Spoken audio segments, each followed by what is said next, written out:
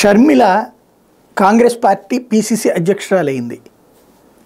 ఇప్పుడు 5 ఏళ్ల క్రితం నుంచి ఈ వ్యవహారాలన్నీ తెలిసి ఇప్పుడే ఎందుకు చేస్తోంది మాట్లాడుతోందంటే ఓపెన్ సీక్రెట్. తను రాజకీయంగా ఎదగాలనుకుంది, తెలంగాణలో ప్రయత్నించింది, అక్కడ విఫలమైంది. ఆ తర్వాత ఆంధ్రప్రదేశ్ అయితే సపోర్ట్ చేస్తామన్నారు, నడుస్తున్నది.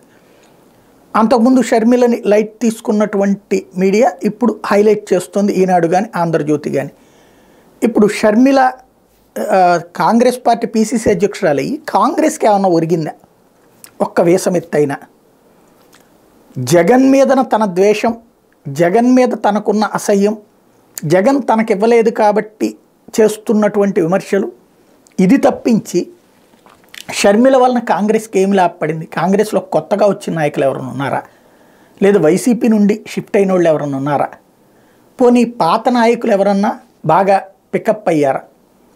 రఘువీరారెడ్డి లాంటి వాళ్ళకి పదవులు ఇవ్వడం వలన ఆయన మళ్ళీ లైమ్ లైట్లోకి వచ్చారు, కథ నడుస్తుంది. ప్రస్తుతం ఆవిడ వెనకాల కూర్చోవడం తప్పించి ఏమైనా డెవలప్మెంట్ నడుస్తుందా అంటే ఏం కనిపించట్లేదు. ఓన్లీ తెలుగుదేశం పార్టీని గెలిపించాలి అంటే జగన్కి అనుకూల ఓట్లలో, అంటే వ్యతిరేక ఓట్లని ఎలాగో పోలరైజ్ చేయడానికి 3 పార్టీలు జట్టు కట్టినాయి కాబట్టి అది వ్యతిరేక ఓట్లు పోలరైజ్ అవుతాయి.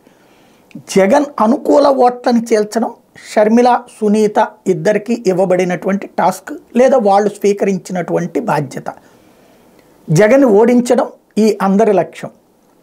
కాబట్టి ఇక్కడ షర్మిల వల్ల కాంగ్రెస్కి ఏం ఒరిగింది అన్నది ఆలోచించుకుంటే రేపొద్దున రాబోయేటువంటి రోజుల్లో తేలుతుంది.